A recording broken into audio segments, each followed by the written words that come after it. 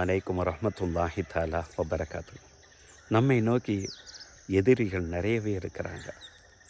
அதில் ஒரு குறிப்பிட்ட சில எதிரி தன்னுடைய ஆள் பலத்தை நம்பி, தன்னுடைய பண பலத்தை நம்பி, தனது அதிகார பலத்தை நம்பி, தனக்கென்று ஒரு கொள்கையை வகுத்து கொண்டு தன்னை சுற்றி இருக்கக்கூடிய மக்களை எல்லாம் ஒன்றுபட வைத்து நம்மை துணிந்து எதிர்த்து நிற்கிறான். நான் வந்தால் இதை தாண்டா செய்வேன், நான் இப்படித்தான் இருப்பேன், இந்த கொள்கையை தான் நான் அமல்படுத்துவேன் என்று பகிரங்கமாகவே நம்ம எதிர்த்து நிற்கிறோம். அவங்கள எதிர்க்கக்கூடிய விஷயத்தில் மனதளவில் நம்ம ஒன்றுபட்டு தான் இருக்கிறோம். என்றாலும் எதிர்க்கக்கூடிய விஷயத்தில் தங்களுக்கென்று ஒவ்வொரு காரணங்களை சொல்லி பிரிந்து கொண்டு எதிர்த்து கொண்டு இருக்கிறோம். அந்த பிரிவினை தானே அந்த எதிரிகளுக்குண்டான சாதகமான அம்சங்கள். இந்த இடத்துல எனக்கு ஒரு ஹதீஸ் ஞாபகம் வரும். நபித்தோழர் அபூதர் கிஃபாரி ரலியல்லாஹு தஆலா அன்ஹு அவங்க அறிவிப்பாங்க. சஹீஹ் முஸ்லீமில் அந்த ஹதீஸு தெளிவாக பதிவு செய்யப்பட்டிருக்கும்.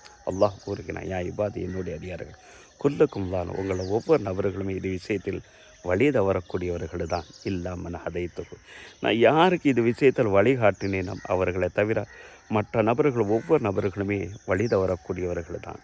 ஃபஸ்தஹிதுனி, ஏன்டா நீங்கள் வழியை தேடுங்க, அகதிக்கும், நீங்கள் ஒன்றுபட்டு எதிர்க்கக்கூடிய தெளிவான நேரான வழியை நான் காட்டுகிறேன் என்று அல்லாஹு தாலா சொன்னதாக நபிகள் நாயகம் ஸல்லல்லாஹு அலைஹி வஸல்லம் அவர்கள் கூறினாங்க.